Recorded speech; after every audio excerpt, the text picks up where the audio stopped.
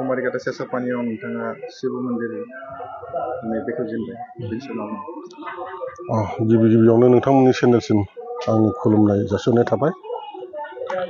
बहुद गोजोननाय मोन्दों जोंनि सेसापानि ओनसोलनि पलासगुरि गामियाव बिथां भैरब बसुमतारिया मोनसे शिव मन्दिर लुफुंनो हानायनि थाखाय। मानोना बिनि बिफाया शिव भक्तमोन। बहुद बोसोरनिफ्रायनो बे दाब दाब जायगायाव शिव बाबानि सोमोन्दै प्रसारबो खालामबोदोंमोन। दा बेबायदिनो किसु जायगायाव बिनि बिफा मावनायनि जायगाफ्राव जों दाबो मन्दिर लुगासिनो दङ। जेसेबां हादों जों लुफुंनोबो हादों आरो किसुमान लुगासिनोबो दङ। दा बेखायनो आङो बिनि फिसाला खगेन बसुमतारिनि फिसाला भैरब बसुमतारिखौ आङो आंनि गोसोनिफ्राय जोबोद साबायखर होदों। गावनि हायाव रायजोनि थाखाय मोनसे सेवालय शिब सेवालय लुफुंनानै होनो हादों।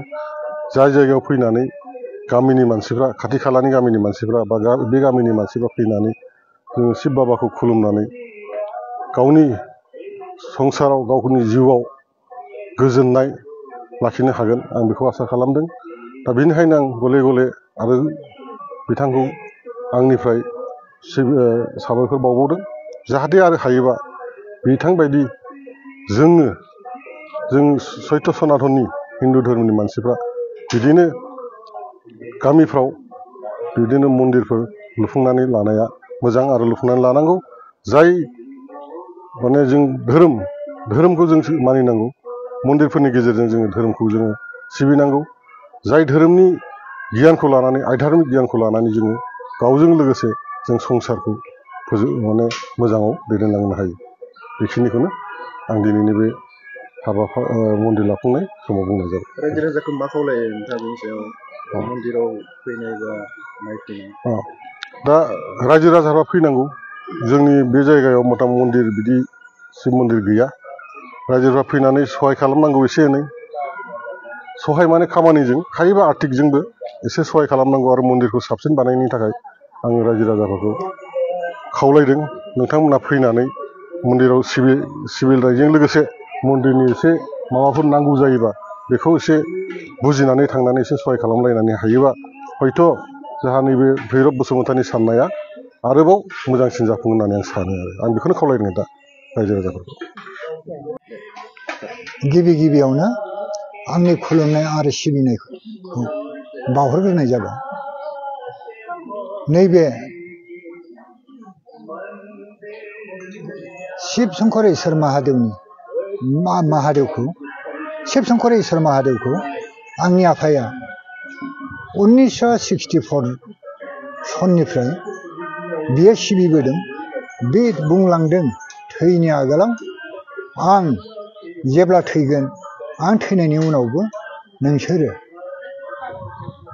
अरायबो नोंसोर बेबादिनो सिबिनांगोन होननानै आंनि आफाया बुंलांनायलाय आंनि आफाया बे गुरु मन्दिरखौ लुफुंनो हायाखैमोनबाबो आङो सैथोआ देरसिन होननानै आंनि आत्मा गोसोआव जेरैबायदि बेरखांदों आं बेखौ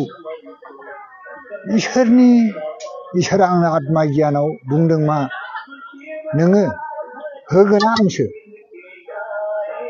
आंसो नोङो नामल'सो लानांगौ। आंखौ बिदि होननायजों लोगोसे दिनै आंनि आखायाव थाखा फैसा गैयाबाबो आङो नैबे गुरु मन्दिरखौ आङो सेस्था खालामनायजों लोगोसे इसोरा गावसोरनो आंनो बोना होनानै आं बेखिनिखौ मावफुंनो हादों। जाहाथे नै दा खामानिया एसे आद्रा दङ। बे एसे आद्राखौबो आं मावफुंजोबगोन आरो बे मावफुंनायनि आगोलाव दिनैनिफ्राय नैबे शिबरात्रिनि आगोलाव थारमाने तिथि गैया होननानै पन्जिकायाव आं मोननायलाय पन्जिका मथे दिनै आं देब देबिखौ गुरु मन्दिराव जिरायनायनि थाखाय आङो रायजो राजा गासिबो भक्त आइ बाबामोनखौबो लोगोसे लानानै आं दिनै गुरु मन्दिर थानसालिखौ जोंनि ओनसोलनिनो मानिजाग्रा रंजा खुंगुर बसुमतारिखौ हांख्रायनानै दिनै मन्दिरखौ दुवार मुखुलि खालामनाय जाबाय। आरो जिखिनि खामानि आद्रा दङ बेखिनिखौ आङो नैबे शिवरात्रिनि आगोलाव गासिबो मावफुंनायनि आं बेबस्थाखौ लादों जाहाथे आंनि आफाया जेरैबायदि आंखौ बुंलांदों आं गिदिर नङा इसोरा गिदिर आं जाबाय इसोरा जेरै थिननाय आं इसोरनि सासे जगालि ओंखायनो आं इसोरनि थिननाय बायदिजोंसो आङो दा गिदिंनानै दङ सलायनानै दङ जाहाथे आङो गोलावै आं बिबुंथि लाखिला आङो गुरु मन्दिर थानसालियाव दिनै मन्दिर बेखेवनायजों लोगोसे आङो इसोरनो